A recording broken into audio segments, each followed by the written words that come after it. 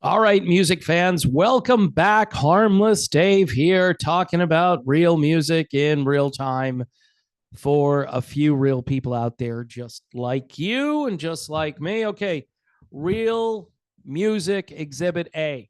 All right, got this the other day. Blackberry Smoke, Southern rock, like authentic, bluesy, amazing sounding Southern rock. The album's called Be Right Here. This is one of those bands that have done very well for themselves, despite the fact that they've never been played on any radio station. Well, I mean, they've probably been played on a radio station, but as far as charting and being successful and having hit singles and that kind of thing, nope. Um, just a great testimony to how great this band is. You definitely have to go and listen. If you're not familiar with them, they have a bunch of albums out. They've been doing this for, I don't know, like 15 or 20 years or something. So they've been around, and this is their latest, and it could be their best work. Be Right Here, Blackberry Smoke. I'm definitely going to promote stuff like this year. The stuff that you should be hearing, but you're not hearing. It's really tragic where we are at when it comes to rock music today. And that kind of dovetails with this article that I dug up here. Scientists prove that pop music is literally ruining our brains. All right. And it's more recent pop music. It's not the older pop music, so it's not all pop music. So research proves what our parents have been saying all along. Modern pop music really is worse than older generations of pop music. Not only that, it has negative effects on your brain too. It's good news. If you're chiefly a pop music fan, you're likely to be less creative than any other kind of music lover. So if you're out there binging on Taylor Swift, you might want to think about diversifying the musical portfolio. But that says more about the industry than it does about you. Bad pop music is a harder habit to kick than you think. Kicking it, though, is way more important than you thought.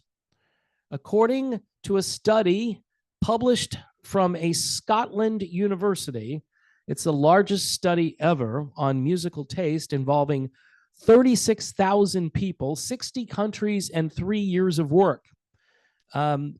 The survey asked each participant to rank their favorite genres of music. What they discovered was the most common characteristic among all genre listeners was creativity. Okay. However, one group of listeners showed a genuine and significant lack of creativity. Those were the pop music lovers. That doesn't necessarily mean that stupid people love pop, just that pop trains us to expect less from artistic and creative lives. Wow. That's interesting. Music can nourish our minds like almost everything else. So when a mega industry is devoted to selling the least inspired music they can, think of that. They are totally devoted to selling the least inspiring music that they can. They're shortchanging all of us. Yeah, like they care. A survey of other research on music reveals that pop music has gotten worse over the last 50 years. No bleep, Sherlock. Not only that, it's been used to brainwash listeners through predatory marketing strategies across all media channels. That is interesting. Pop music hasn't always been that way. Researchers measured the variety of words, chord variations, and volume of songs across the decades since the 1950s. Unsurprisingly, they found that modern pop is a watered down version of what John, Paul, George, and Ringo used to rock the charts with. Since the 1950s, vocal timbre, the character of the voice, has become less diverse, and pitch content has become totally monochromatic, fewer chord and melodic variations, while everything has gotten much louder overall. Overall, popular music is literally being dumbed down, as are its listeners. This music isn't even music anymore. It's become a platform for inflammatory music videos that only detract from the musical experience, or in most cases, distract from the total absence of a genuine musical experience. People were talking about Nicki Minaj's Anaconda cover art way before the song dropped. And they only really discussed the song when the incendiary video followed. It's that culture that has music critics like Ted Giola claiming that music criticism has devolved into lifestyle reporting. It's that culture that's rotting our minds.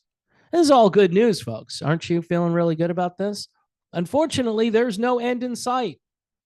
By the way, this article came out in 2008 originally. And there's no end in sight. As these songs get watered down, they become cheap and easy fuel for the music business because they appeal to the lowest common denominator and thus reach a wide audience.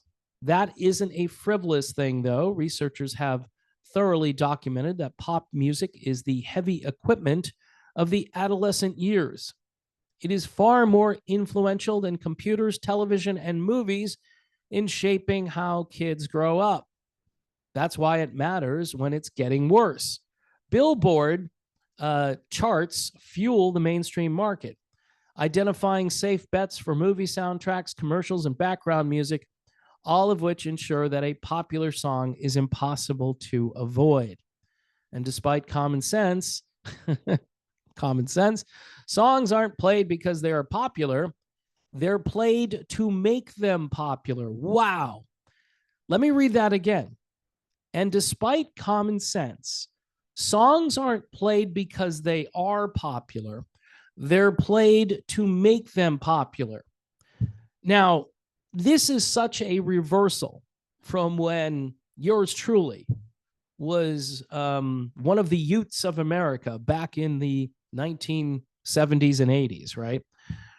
Where you would call a radio station and say, hey, you played that song. I really like it. What is it?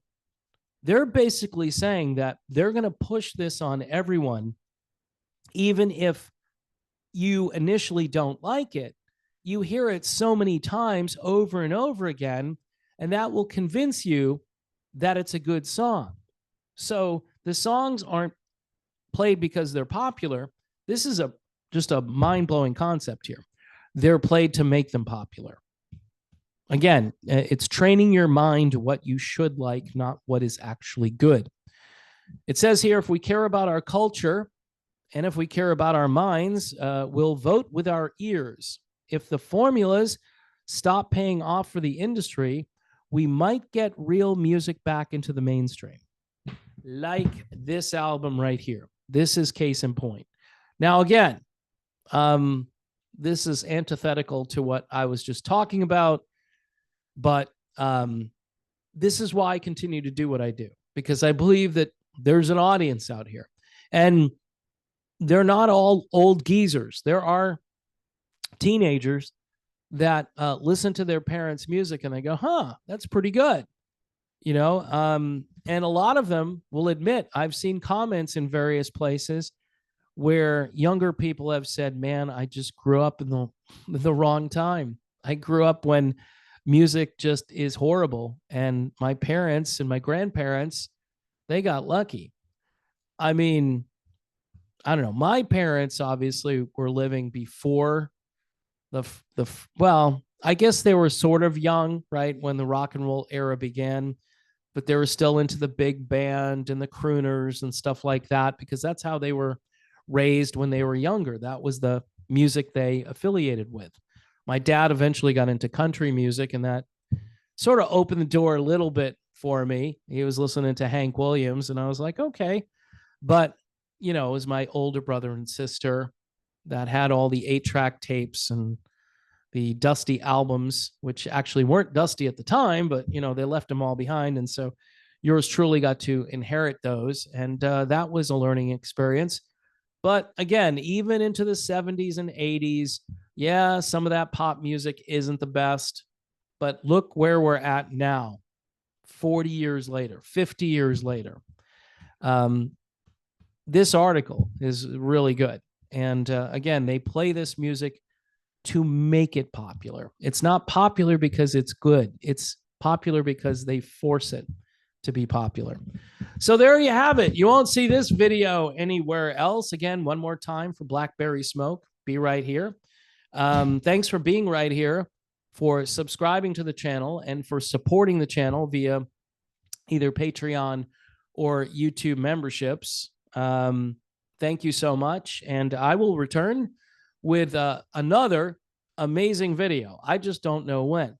There's not a lot of content when it comes to what's happening in the world of rock these days. And, I'll have to make something out of nothing. That's what I typically do. I'll talk to you soon.